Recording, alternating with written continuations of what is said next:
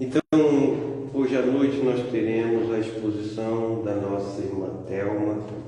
Que Jesus te inspire agora e sempre. Amém. Assim seja. Boa noite a todos. A pose tá bonita? Difícil.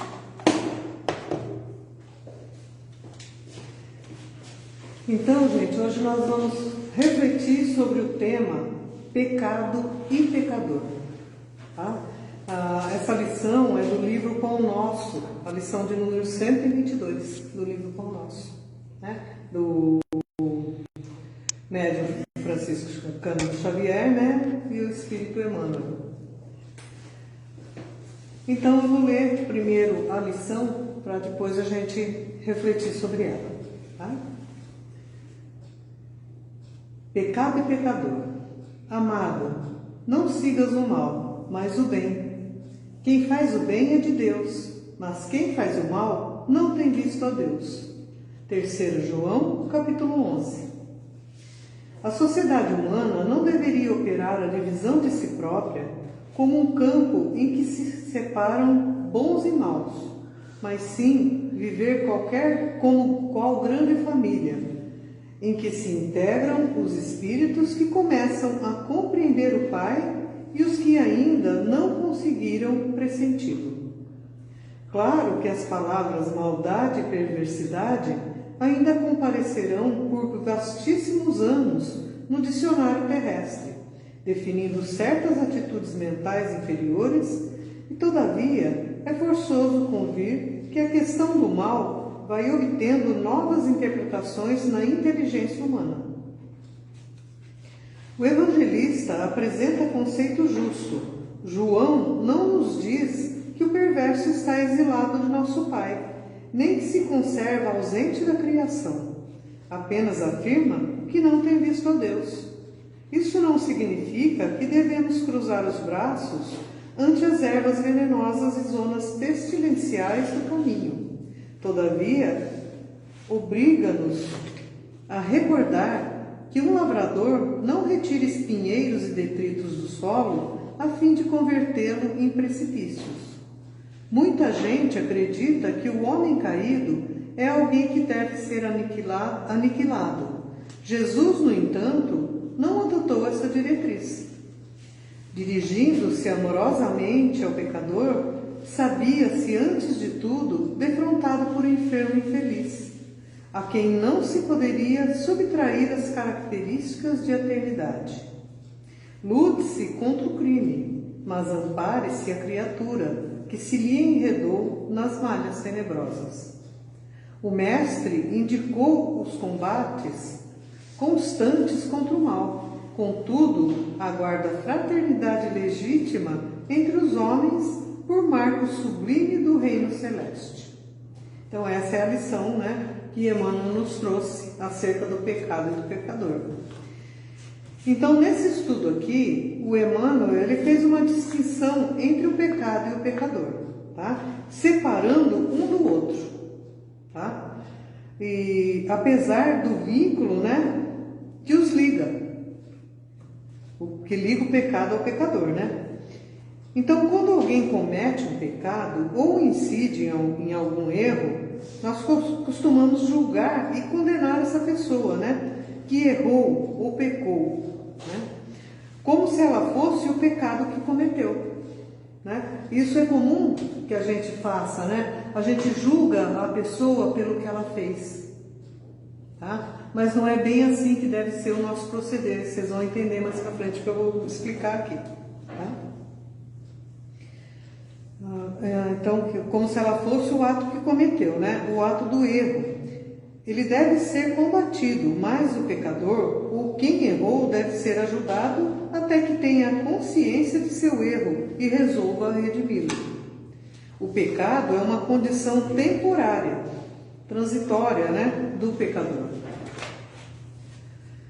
Então, durante a evolução, o espírito comete vários erros. Todos nós, né, estamos sujeitos a esse erro, principalmente nessa faixa de evolução que nós estamos. Tá? estabelecendo em si um estado de desequilíbrio, remorsos, desajustes, gerando compromissos perante a lei de Deus. É o famoso pecado, né? É o compromisso que nós assumimos do nosso erro perante as leis de Deus, né? Que carregará consigo enquanto não se reajustar com essa lei. E onde está essa lei? Está na nossa própria consciência.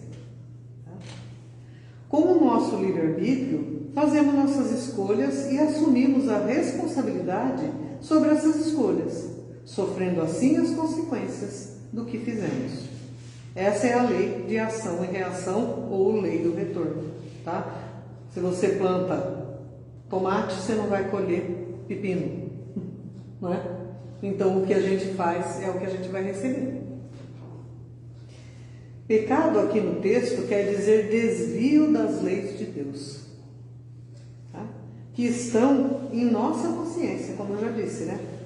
Jesus disse: aquele que comete o pecado é escravo do pecado. Tá? Por que ele diz isso? Isso quer dizer que enquanto nós não repararmos aquele erro, a nossa consciência não vai estar em paz. Tá? Por isso que nós ficamos escravos do pecado. E essa é uma grande verdade, né? Bom, partindo de quem partiu, né? Jesus, só pode ser verdade. Então, isso quer dizer que enquanto não repararmos aquele erro que nos machuca a consciência, não teremos paz. E essa paz é conseguida à medida que nós nos voltarmos para o amor. Assim, disse Jesus, né? O amor cobre a multidão de pecados. Tá? Então, quando nós voltamos à nossa consciência, os nossos atos, para o amor, nós deixamos de pecar. Porque aí nós estamos cumprindo as leis de Deus. Tá? Por isso que Jesus falou, né? O amor cobre a multidão de pecados. E sim, tá? Mas a pessoa não. Pois o pecado, né, é a condição temporária do pecador. O pecador, espírito, é imortal e criação divina, como eu disse, né? E sendo assim, pelos processos evolutivos, um dia será espírito puro. E todos nós, né? Todos nós estamos incluídos nesta lei divina, né? É a destinação de todo espírito. Assim, o pecado é perecível, tá? E o pecador não. O pecador tem vida eterna, porque é espírito, tá? Por isso que ele é pecador. Enquanto ele é pecador, é uma condição temporária dele, porque o espírito é eterno, tá? Não é que o pecador é eterno, não. O espírito é eterno. O pecador está numa condição temporária pelo erro que ele cometeu, tá? Pensando no espírito como destinação à perfeição, já começamos a ter uma visão diferente sobre o pecador. Já temos a consciência de que esse estado de pecador é temporário, né? Como disse Jesus: atire a primeira pedra quem está livre do pecado, quem nunca pecou. Tá? As palavras de Jesus sempre vêm uma completando a outra, para que a gente possa realmente entender o que as leis de Deus querem dizer para nós. Tá? Quando ele disse as boas ações, né, o amor cobre a multidão de pecados, né, e atira a primeira pedra quem está livre de pecado. Porque ele sabia que nessa condição evolutiva que nós estamos aqui, tá, enquanto a gente não sair dessa condição evolutiva, nós não podemos atirar pedra em ninguém que pecou. Tá? Nós não podemos condenar ninguém que pecou. Porque nós estamos na mesma condição. Assim enxergaremos o pecado como um parâmetro para as nossas atitudes, certo? Então, quando a gente for analisar o erro de uma pessoa, a gente olha aquele erro para que a gente não cometa também. Não condenando a pessoa que fez.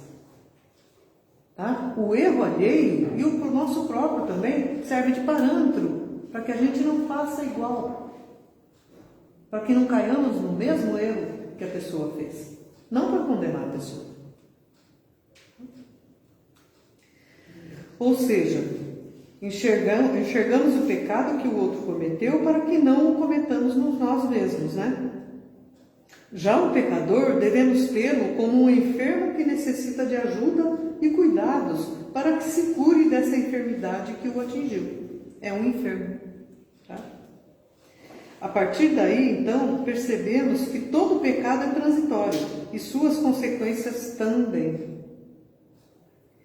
Tanto no ser que pecou, quanto as consequências em torno de si, porque sempre quando uma pessoa erra, ela não erra para prejudicar só a si, ela prejudica os que estão no entorno. Tá? Onde as reencarnações possibilitam aprendizados, né, que vão quitar esses débitos, colocando assim a consciência no nível de paz, até que o espírito pecador alcance o nível de espírito puro, que já não precisa mais, não tem mais necessidade de reencarnar nessa matéria grosseira. Ou seja, quando a gente sair desse nível de provas e expiações e até do plano de regeneração, nós ainda vamos ter que encarnar na matéria grosseira. Porque esse plano que a gente vai entrar de plano de regeneração é praticamente igual a esse que nós estamos. A única coisa é que as pessoas que continuarem aqui, os espíritos que continuarem na Terra, no plano de regeneração, vão estar mais voltados para o bem do que para o mal. Condição diferente da que nós estamos agora, porque tem muitos ainda voltados para o mal. Né? Essa é a visão que o Espiritismo traz sobre o pecado e o pecador. Uma visão diferente daquela que a Igreja prega e que condena o pecador ao sofrimento eterno. Tá? O Espiritismo veio trazer esperança a todos, principalmente aos que precisam de médico, né? Aos doentes.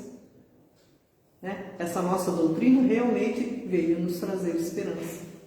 Porque se você comete um erro, às vezes numa hora de insanidade, de desespero, você sabe, né, pelo que o Espiritismo prega, que não está condenado ao inferno, como as igrejas põem, certo?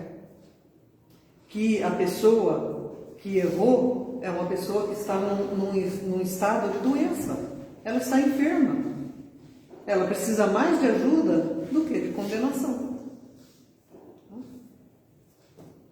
Então, assim sendo, todos estamos destinados ao nível de espíritos puros.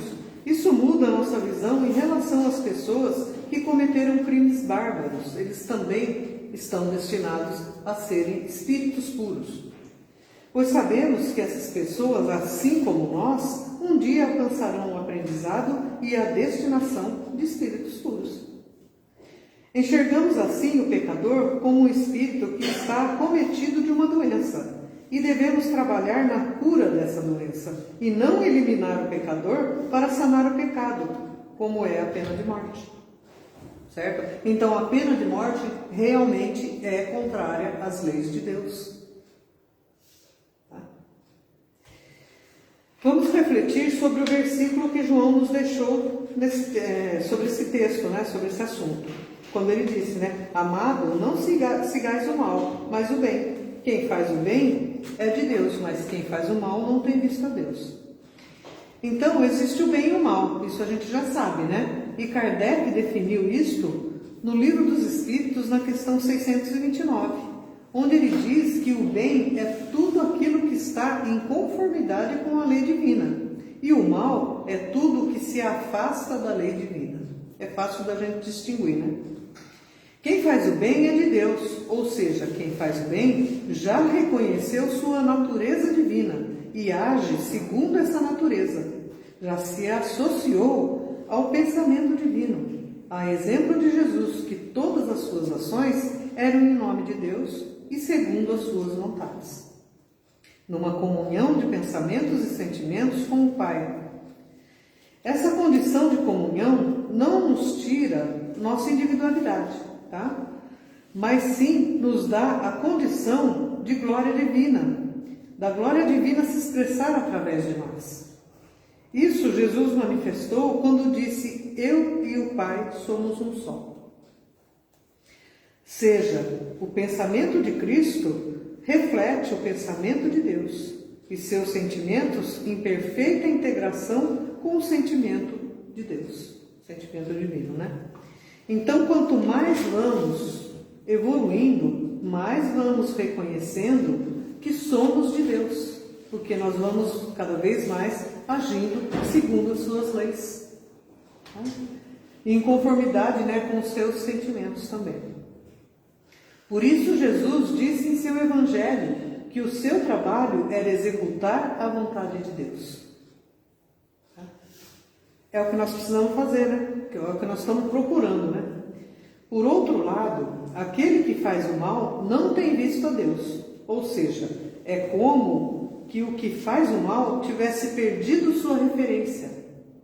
E realmente é isso, Sua bússola. Não disse que ele, o pecador, está apartado de Deus, e sim que não tem visto a Deus. É diferente, é o que eu digo, a diferença da igreja, que condena o pecador ao inferno, e do espiritismo, que acolhe como um doente, como um enfermo. Ou seja, que ele está condenado ao suplício eterno, e condenado a não ser mais um filho de Deus. Mas que está perdido no caminho, uma condição temporária, que pode sair dessa condição levando mais ou menos tempo, dependendo da sua vontade na prática do bem.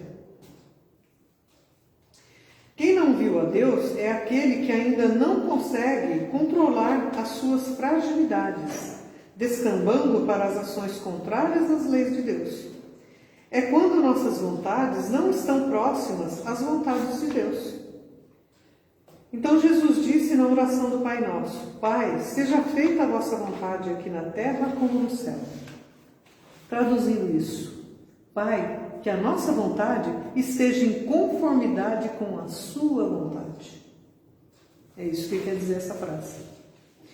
E quando conseguimos alcançar isto, já não somos mais pecadores, passamos a ser colaboradores efetivos da obra de Deus, espalhando a harmonia da criação divina onde a gente estiver. E quem anda em sentido contrário às leis divinas prejudica a si em primeiro lugar, prejudicando a harmonia dessas leis divinas que nos governam. Então, grande é a responsabilidade nossa sobre os nossos erros, porque nós não prejudicamos só a nós e a quem a gente está envolvido ali no pecado. A gente prejudica toda a harmonia divina.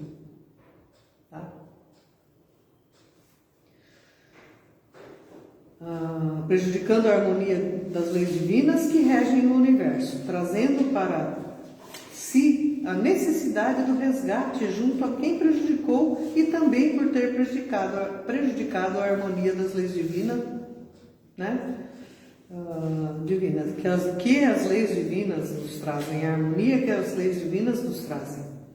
Sendo assim, não devemos reclamar quando esse resgate nos surpreende, pois é Deus nos dando o caminho de volta ao seu divino que somos, livrando do peso do erro que cometemos. Então, quando nos chega o resgate, nós costumamos chorar, reclamar, sapatear de raiva e revolta, e às vezes fica até revoltado contra Deus.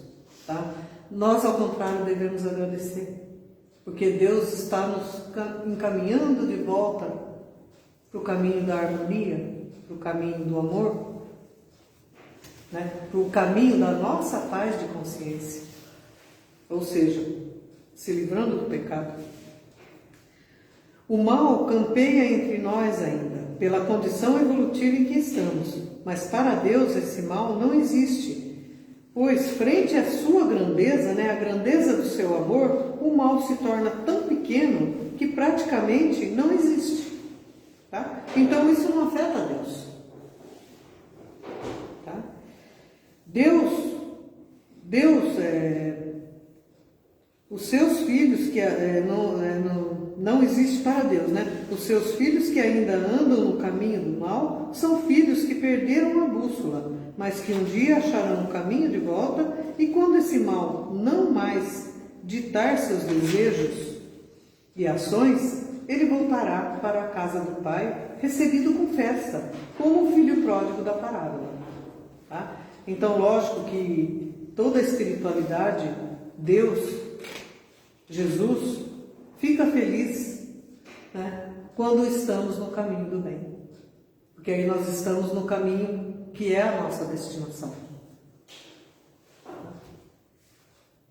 Pois o que é temporário, que é o pecado, um dia vai se diluir diante da infinitude da vida e do Criador.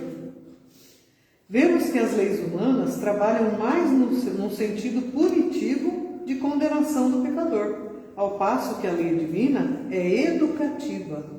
Tá? Teria que ser também educativa a lei humana, mas ainda não é. Ainda não alcançamos esse patamar evolutivo.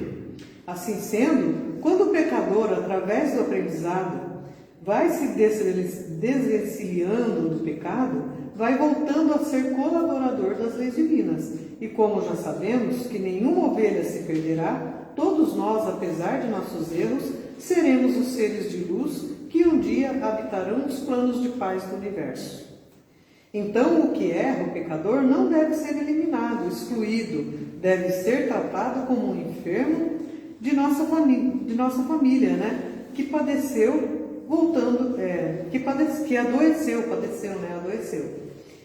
Voltando ao texto agora, né? Isso não significa que devamos cruzar os braços ante as ervas venenosas e zonas pestilenciais do caminho. Todavia, obriga-nos a recordar que um lavrador não retira espinheiros e detritos do solo a fim de convertê-lo em precipícios. Estou refletindo sobre esse pedaço aqui. Não significa que devamos aceitar o pecado como condição normal, né, em nossas vidas. Pois, como já disse, ele afeta a harmonia do universo, mas prejudica a harmonia, né, que preside as leis da criação, as leis de Deus. Mas devemos achar a medida do tratamento que o pecador deve receber, né? Ou seja, devemos tratar o pecador, cuidar, né, do pecador, ao invés de eliminá-lo. Pois se trata de um espírito eterno em jornada de aprendizado, sempre pelas vias do amor. Devemos tratar sempre pelas vias do amor. Um dia chegará que a justiça humana vai trabalhar nesse sentido. Então vai ser muito mais fácil recuperar a pessoa que se perdeu no erro. Tá? Ao invés dessas leis rígidas de punição, de retenção, ainda é necessário, né? Tá? Ainda é necessário porque nós ainda não alcançamos o patamar de evolução para conseguir educar somente pelo amor uma pessoa que cometeu um erro bárbaro, né? Vamos supor, um assassino, um estuprador. Tá? É difícil ainda para a gente, mas nós vamos chegar lá ainda. Eliminá-lo, né? Pois se trata de um espírito eterno em jornada de aprendizado, sempre pelas vias do amor. Como o lavrador que remove as ervas daninhas com carinho para não estragar ou inutilizar o solo onde elas estão, para que este campo possa ser aproveitado para finalidades úteis. Assim também, quem errou, livrando-se do mal, ou seja, do pecado, será aproveitado na grande obra do Criador. Isto nos iguala perante o Pai, como a exemplo de Jesus, que não condenou o pecador. Ele ensinou com as lições dele, né, a todos nós, a todos os pecadores, e perdoou e disse: vá e não peques mais. Daí vemos a ineficiência das leis humanas, que mesmo Jesus ensinando, ainda existe entre nós a pena de morte, as guerras por crenças, por poder. Tá? Jesus nunca viu no pecador alguém que deveria ser eliminado, extirpado da natureza. Ele sempre se dirigiu ao pecador como um enfermo infeliz, mas considerando-o como espírito eterno, criação do Pai. Então, do caído, Jesus converte-nos no apóstolo, como a exemplo de Paulo, que de perseguidor, matador dos cristãos, se tornou o maior defensor do cristianismo. Tá? A gente pega esses exemplos, né, para a gente ver que a gente não pode condenar o pecador, porque Paulo, quem leu, quem sabe, quem estudou a história de Paulo de Tarso, né, sabe que ele era perseguidor dos cristãos. E quando Jesus apareceu para ele estava indo para Damasco para pegar os cristãos lá, prender e matar. Tá? Então, daquele matador, daquele pecador, ele transformou no maior dos apóstolos daquela época. Ele era o maior dos apóstolos. Aliás, ele resgatou o cristianismo na época, porque ele veio bem depois, né? 65 anos, mais ou menos, depois que Cristo foi crucificado. Tá? Naquela época, o cristianismo estava passando por uma perseguição grande e o farisaísmo estava tomando conta e mudando todas as leis do cristianismo. Tanto é que ainda tem muito farisaísmo no nosso meio. Ainda tem, por conta disso. Só que Paulo fez um trabalho extraordinário nessa época. Tá? Mas antes disso, o que ele era? Um matador, um pecador, quanto mais. Né? E de nós, pecadores contumazes, fará os apóstolos de amanhã. Então, a lição que ele nos deixa é que combatamos o pecado, mas amaremos o pecador, para que viva entre nós a fraternidade legítima, a exemplo do amor de Jesus e do Pai por nós. Tá? O mesmo amor que Jesus e o nosso Pai tem por nós, nós devemos ter para com todos os nossos irmãos. Aí, o assunto da palestra é esse. Se alguém quiser fazer alguma observação. Você estava falando, eu estava pensando, né, que tudo, principalmente os espíritas, né, todo mundo quer reencarnar aqui na Terra, né, já no mundo de regeneração, né. E ao mesmo tempo nós sempre, muitas vezes, culpamos nossos obsessores pelos nossos pecados. Imagina. Só que no mundo somos nós mesmos culpados. Só que no mundo de regeneração não vai ter obsessor. Não vai ter obsessor. Não é para ter. Não é para ter, então. Não é para ter, né? Só que ainda não vai ter espírito bom, sim, puro de tudo. Uhum. Nós continuamos sendo espíritos, sim, em aprendizado. Se a gente ficar aqui, né? Todos que ficarem para se regenerar. Para se regenerar, justamente. Porque tem o plano de regeneração e depois tem o plano regenerado. É outro plano. Tá? É a regeneração depois do regenerado. Regenerado, sim, já são todos voltados para o bem. Não ainda puros, mas todos já voltados para o bem. Aí sim, na Terra não vai ter mais o mal, vai ser o bem. E cada um vai trabalhar por seu melhoramento cada vez mais. Mas aí vai levar milhares de anos. Sim, com certeza. Quantas vezes nós vamos reencarnar ainda? Nós somos. Eu tirei da internet uma poesia que eu achei muito bonita. Até ela não tem o autor, né? É de uma lição no site da internet, mas é uma poesia escrita. Uma poesia sobre o pecado e o pecador. No vasto jardim da vida, um ser se desviou, com passos incertos do rumo que o bem traçou. Não é o fim da jornada, nem sombra que o condena. É a alma que tropeça buscando a luz serena. O pecado é a ausência do amor, a lei que se esqueceu, um véu sobre os olhos que a verdade não venceu. O pecador, um irmão que erra, que às vezes, tão cruel, carrega em si a centelha divina, um futuro no céu. Deus, Pai de infinita bondade, não odeia o coração, mas o erro que o afasta da sua eterna canção. O sofrimento é a escola, o espelho da alma ferida, um chamado à mudança, à renovação da vida. Ó pecador, ergue a fronte, não temas a correção, pois cada lágrima é semente, cada queda uma lição. O Cristo estende a mão, o abraço do perdão, para que o erro passado vire força e elevação. Que a dor te ensine a amar, que a falta te mostre o valor de ser filho de Deus, espelho do seu resplendor. Pois todo santo um dia foi pecador a lutar, e todo pecador um dia aprenderá a amar e a voar. Que essa seja bonita, né? Achei tão bonita. Então é isso, gente. Tá? Que os pecados alheios, ao invés da gente condenar, que nos sirva de base para as nossas ações. Né? Para que a gente não venha cair no mesmo erro que condenamos o nosso irmão. Isso seja desde o pecadinho até o pecadão. Certo? Por isso que Jesus falou, não julgues. Não temos essa condição, porque pecadores todos nós somos. Certo?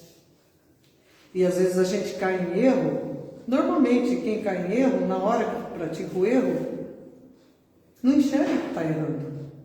Ele acha que está certo.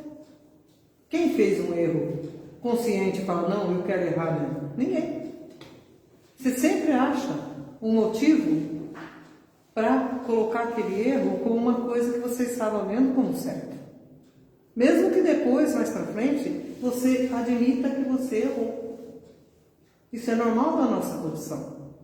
Mas no momento que a gente erra, a gente não admite que está errado. Tá?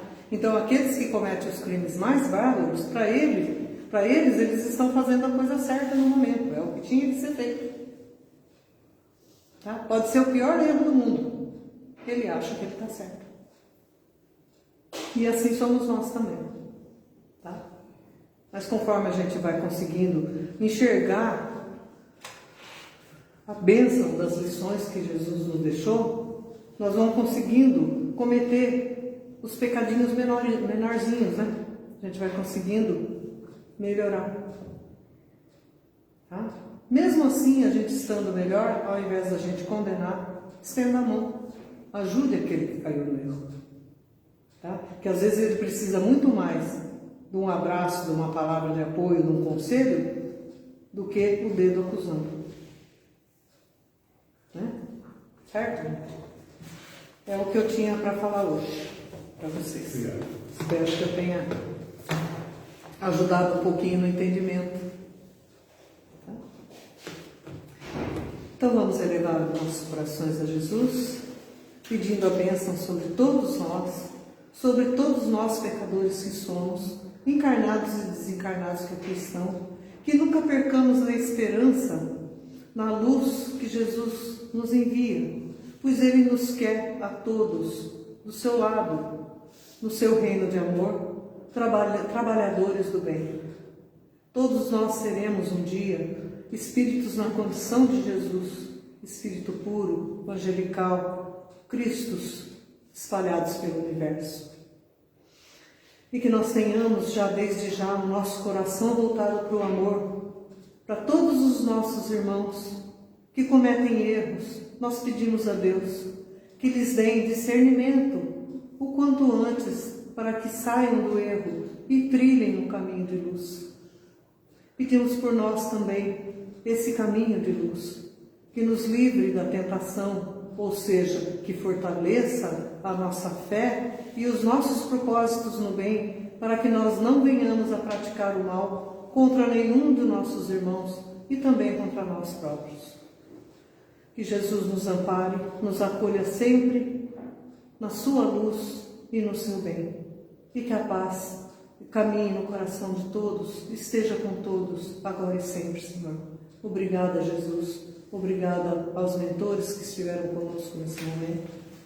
Ao meu mentor que me auxiliou nessa exposição. Que sigam com Jesus no coração. Que assim seja. Que assim seja. Graças a Deus.